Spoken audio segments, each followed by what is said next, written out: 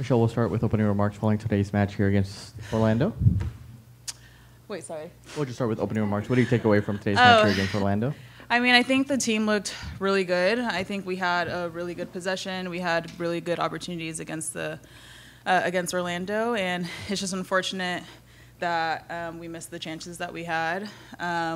Tarsi did amazing versus Barbara, who we all know is an amazing threat in the league with her speed, and defensively we were really on top of it, and unfortunately we allowed one of our errors to be converted against us. But just opening up the second part of the season, and this is gonna fire us up for Utah versus home tomorrow or next weekend. Thank you for that. We'll go ahead and take questions from folks in the room. Herman.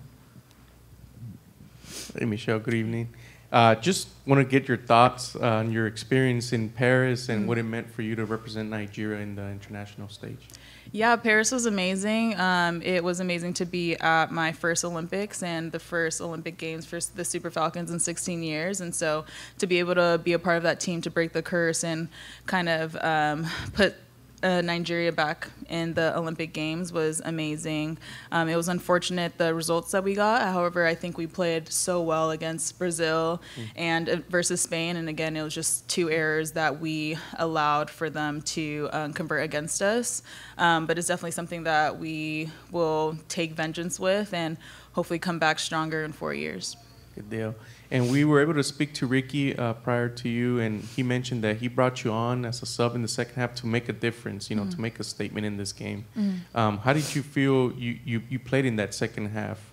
Yeah, I think I come on and bring a different attribute than D per se. I think we're just two different nines, and so I know that I have a lot of speed and I'm very agile and I just love making runs, and I think that helped stretch the team a little bit and kind of allow for us to have those big balls in behind. As we saw, they knocked me out pretty well a few times, and so I think that just shows kind of like what I bring in as a nine, just something different for the team, and I'm glad that I was able to stretch it a little bit and be a different type of option up there for them. And lastly, I want to get a player's perspective, the difference between Ricky's style and the style from before in Fran. Is it different, or what's different, and how are you adapting to it? I mean, I think they both have similar styles. I think at the end of the day, we really just want to keep the ball and switch the point of attack really quickly underneath both coaches, and I think we're able to execute that a little bit better right now. We're kind of all on the same page, and that's all that we can really do right now. Kind of just get together on this boat and make sure that we're all cohesive and with one another and working together towards a goal, and that's to make playoffs. Thanks. We'll go to Alex here in the back. Good evening. How are you? Hey, good. How are you? And how are you feeling? Fine, thank you. We saw you go down after you came in. Are you okay? Can you talk about the injury? Yeah, that was a tough one. It was just a knee straight into my stomach, and unfortunately just made me like really nauseous, so it just took me a second to kind of get myself together. I would not get on that stretcher regardless of what had happened to me, so it just took me a second to get up, but keep fighting for the team because I knew that I was needed, and I think that was like 2 minutes into the second half, so that would have been a tough sub to have to sub a sub.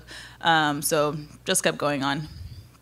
Today you battled the best team arguably in this league, undefeated. What do you take away from this? We've heard from Coach and one of your teammates. There's a lot of optimism. This was a good test. Yeah, I mean, I think honestly, if you didn't know the records of either team and you saw that performance, you wouldn't have thought that Orlando is 9 positions ahead of us or 8 positions ahead of us. And so, I mean, that's a true testament to us and what we're doing here. Unfortunately, again, we allowed one of our mistakes to be capitalized against us.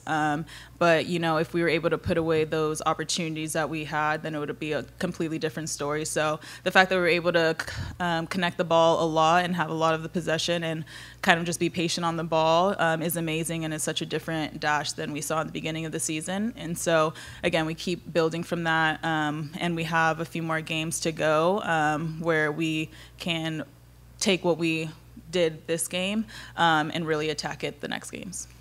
Can you talk about the cowboy hats any?